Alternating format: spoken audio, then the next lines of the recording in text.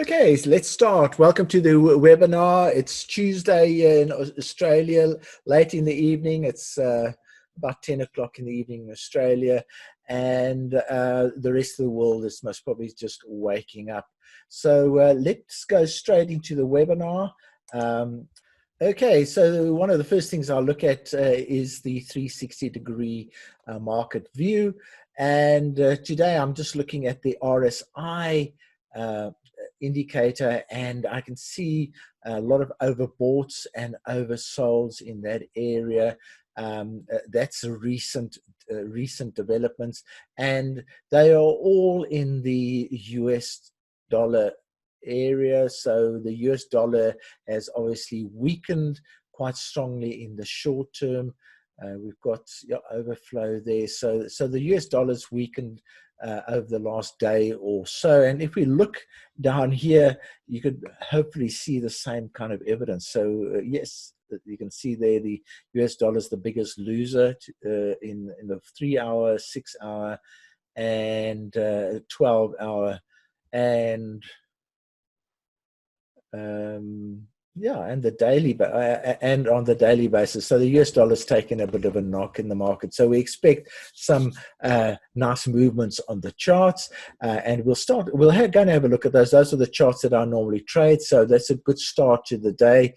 There's some trending going on. So for a change, the market has woken up, and let's go and have a look at it. Okay, so let's have a look at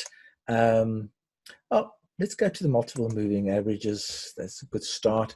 And what we see is we see a lot of trending going on. The prices are actually outside of the multiple moving average. So there's some strong trends in the pound, strong trends in the Oz, in the euro, and the franc not as strong as the euro, not that much. The Canadian and the yen. Now, I often talk about dollar dominance or yen dominance, and we can clearly see that what's happening here is the weakness of the USD is playing through the whole market, and the other currencies are reacting to it, except the franc. Not really. I'm not quite sure what's going on with the franc. Then if we look at the yen crosses, we see not that much on the pound yen, but a strong, the Aussie yen continues up. And then the euro yen, interesting enough, is still continuing to go sideways. And let's have a look. Okay, so let's have a look at the actual charts. And now, the last webinar was actually a really interesting webinar. There were quite a few really interesting questions that got asked, and we spent, I think it was a 50-minute webinar in the end, because we looked at how to identify turning points in the market and how to identify the end of a trend. And we came up with quite a few ideas in terms of the MACD indicator, the RSI indicator, trend line in particular, and moving averages. So let's go and have a look at the 4-hour chart, which I marked up during that particular session, and let's go and see what's happening happening there.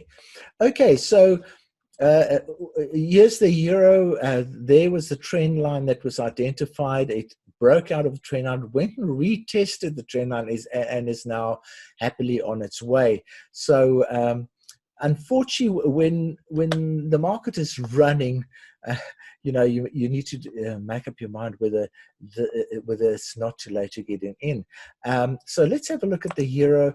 There seems to be an opportunity to potentially get in, depending on how you see that resistance line that I've just drawn there, how strong you see that resistance line. That seems to be like it should be. So it's right at resistance now, and this, although it's already broken out and run a good 70 pips, that this could just be the start of a good run. So what we identified the previous webinar is now playing out. Again, there could be a further run over here, but we'll have to look at the maybe the daily charts to see what the possibilities of a continuation, what the continuation possibilities are. So let's have a look at the Aussie. Aussie, we identified here a trend line which confirmed the breakout of that support and resistance line. There was a support and resistance line.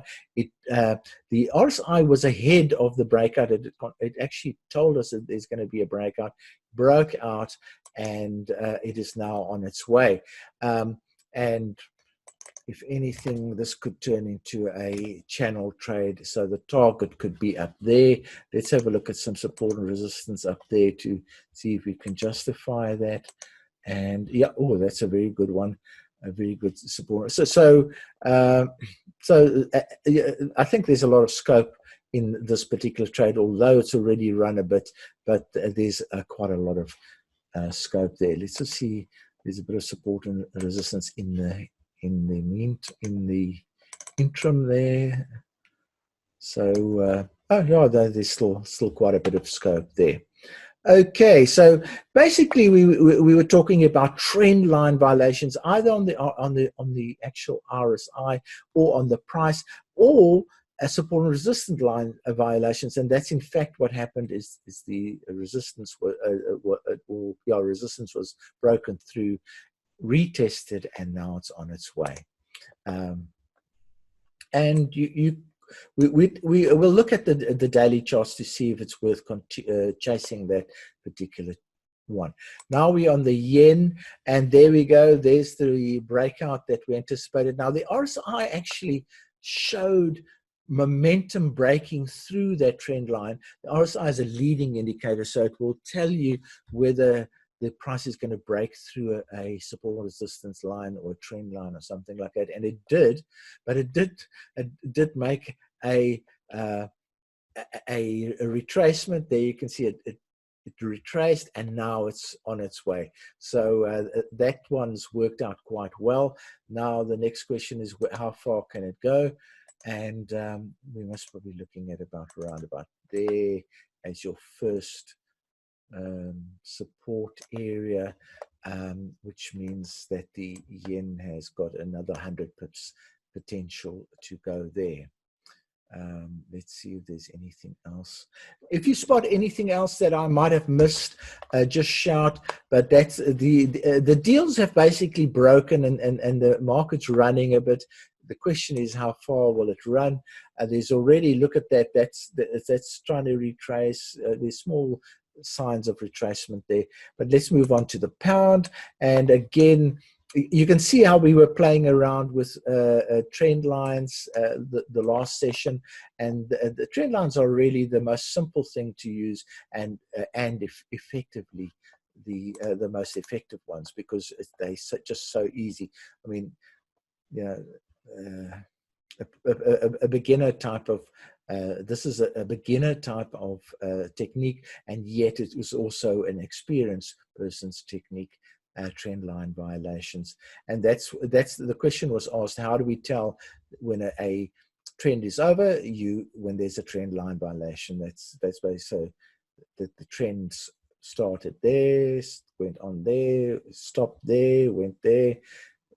And now theoretically we're in an uptrend. The RSI again confirmed that breakout before it actually happened. The RSI was breaking out before the price actually shot through, and that's why I use the RSI. It is a leading indicator, and it seems to be on its way. But there is resistance right where it. Oh, let's see where we are. Yeah, that's so it's all. Have you noticed all of them are at some form of resistance or support? Let's see where we. Okay, so that's the next one. See how much there is there. Oh, that's 150 pips. So there's quite a lot there. The RSI is making a divergence. You can actually spot divergences before the candle closes. You can see that's going down, and the price is going up. So we need to be cautious here about the breakout.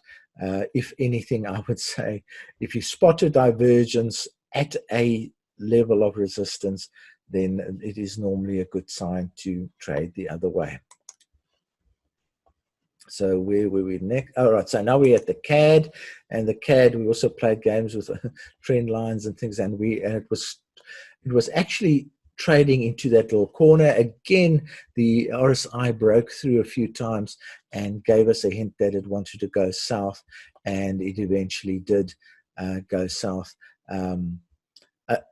Only in the last candle or two. So obviously the momentum was there, but it needed some excuse to do that. And so the CAD has also broken through the trend line that we have identified, which was supported by the RSI breakdown down at the bottom here. So let's have a look. So we've also got this one here, and the CAD.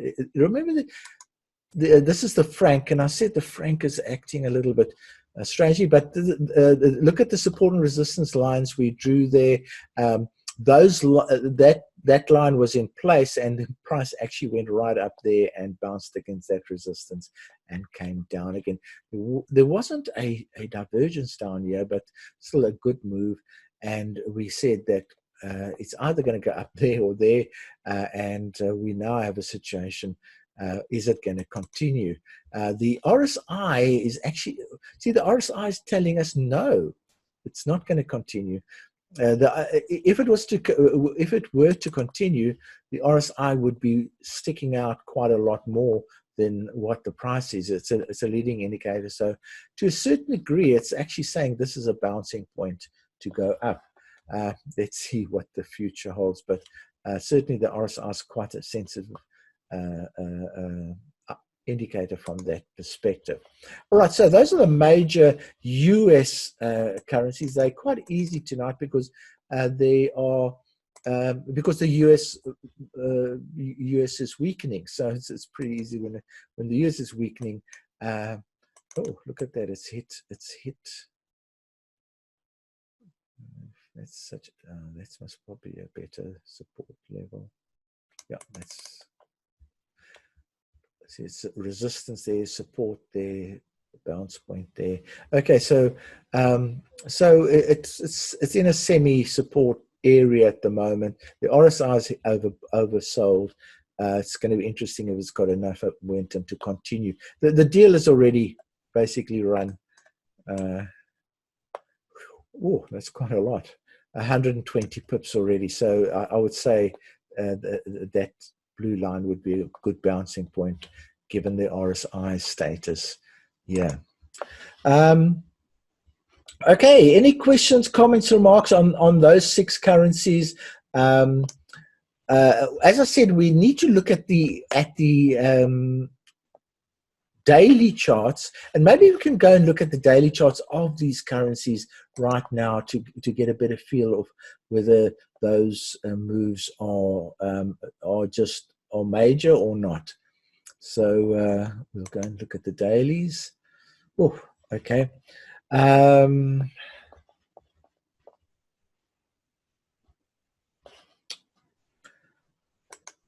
All right. So the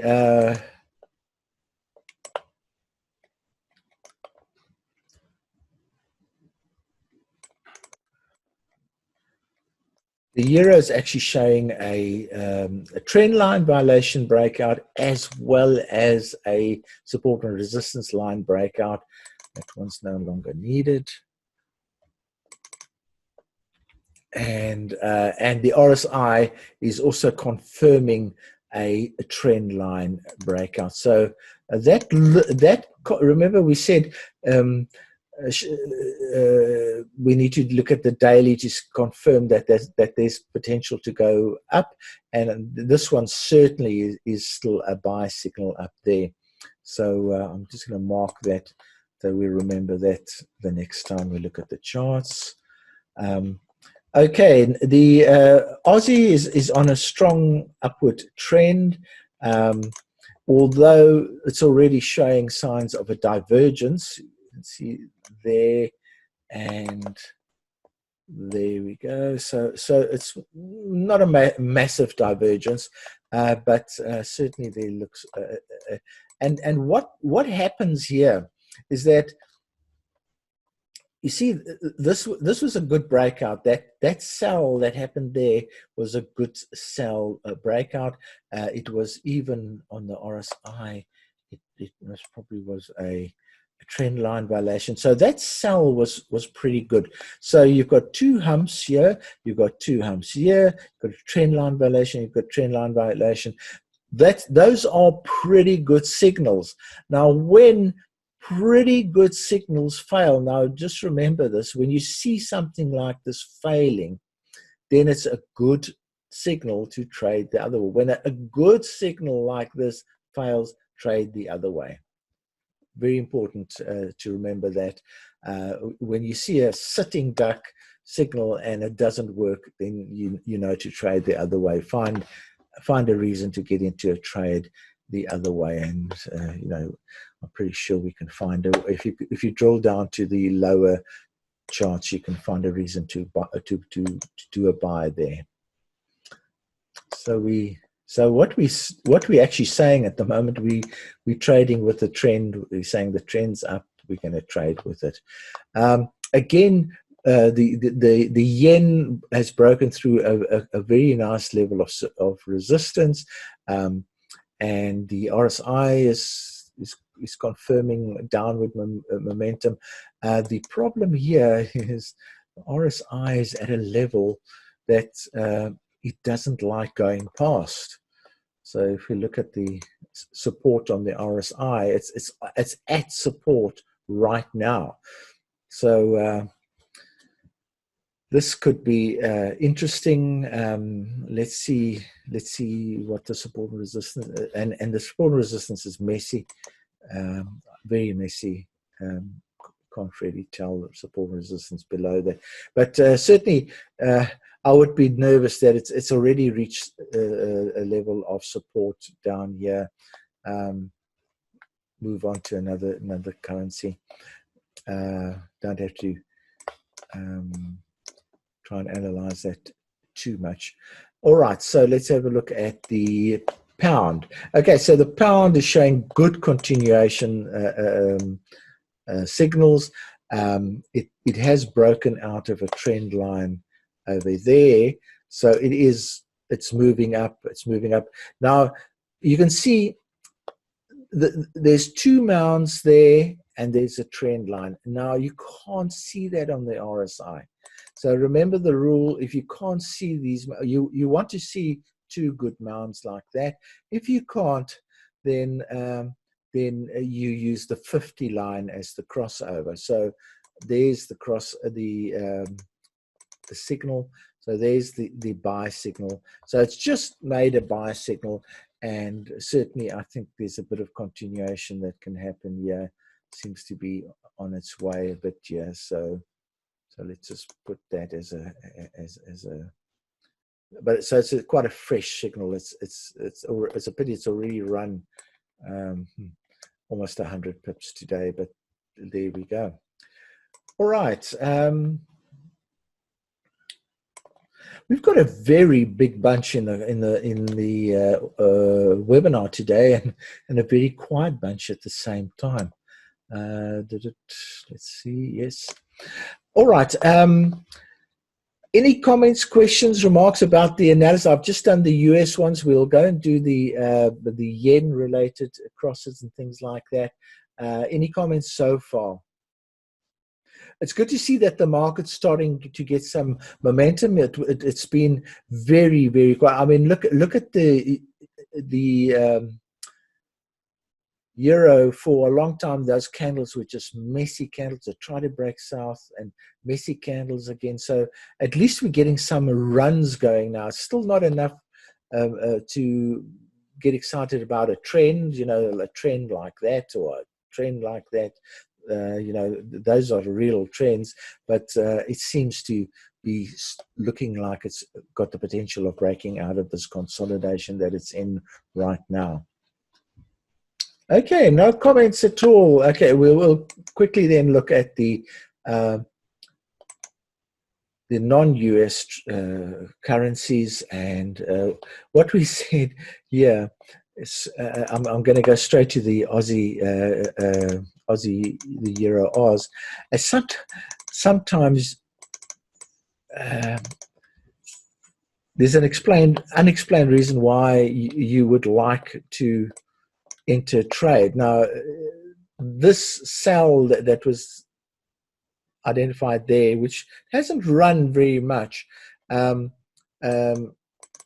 was identified last time. There is a divergence here, and that in fact was a sell signal. Beautiful. I mean, there's the two mounts. It hasn't gone overboard. I mean, it's a buy signal. That it hasn't gone overboard, but it is a buy signal because of the divergence and the trend line violation, and it hasn't worked. You see, it went and it didn't work. So again, what's our rule when a good signal doesn't work? We just trade the other way. So that's the way for the Euro Oz. Okay, the others are just muddling along. That one's hit quite a level of resistance, but it seems to be really battling to get through that resistance. It's not even making a divergence yet, which is very unusual. So yeah, that lot of lackluster candles there. Well, sometimes you just don't look at these things. They just, that's not good enough, so we just move on. Here's another one that we thought would break out. In fact, the RSI made a false signal, and it broke north. Again, all over the show, this particular one, we'll have to wait till it creates a bit more of a better setup here. Let's see if we can get the upper support and resistance. Most probably right about there. Yep, that's good. So it's in between support and resistance at the moment. Let's wait till it gets closer to major support and resistance, and we can then decide whether we're going to trade the bounce or the breakout, and it'll mainly be on the RSI to see if there's a divergence or not. Okay, so that's that one. That's that one. That one's also lackluster. So very doing a bit of nothing there. So we'll just leave that one too. And the only one that can really move is this one. You see those three candles over there? They look very small, but they are almost, they're 95 pips. So it's a bit deceiving, that particular currency. But these ones, and look how this one is actually bouncing.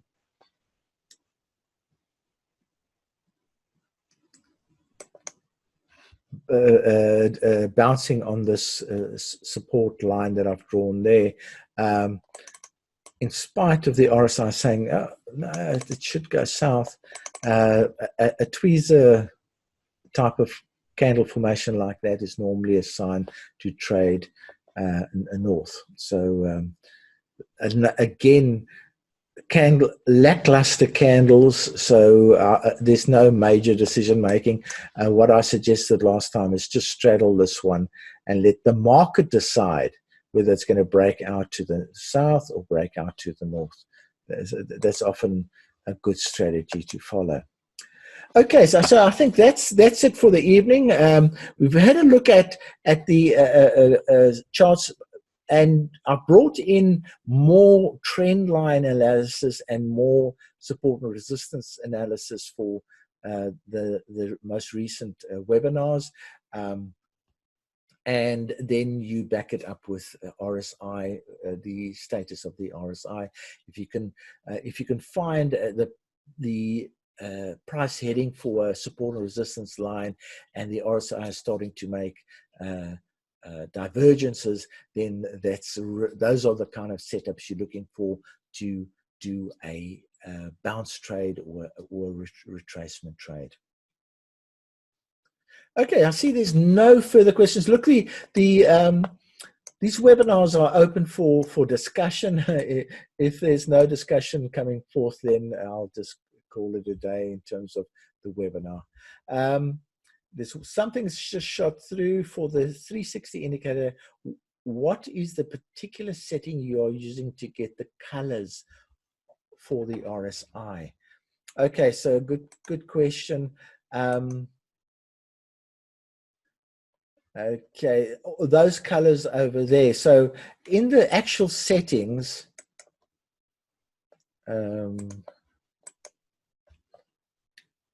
you can tell the levels which are overbought overbought firstly. So 75 to 25 are the overbought levels for the RSI. So those ones will be in green. Yeah, I think green is most probably the color for them.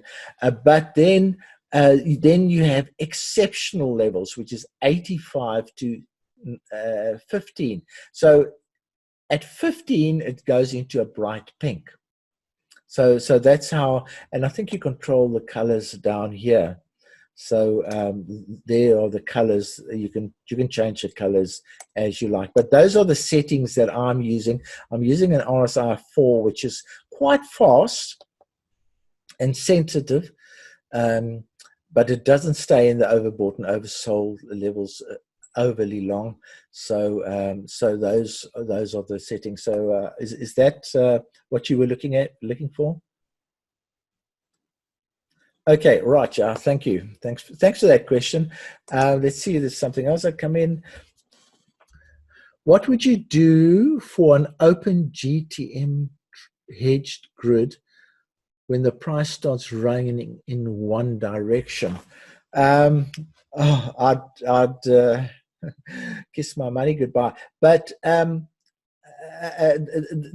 GTM is you can trade it in two ways. You can do the buy and sell option, so it's a hedged trade, and when you trade that way, you want to avoid trends completely. So when they start trending, you've got to have a stop loss on your account.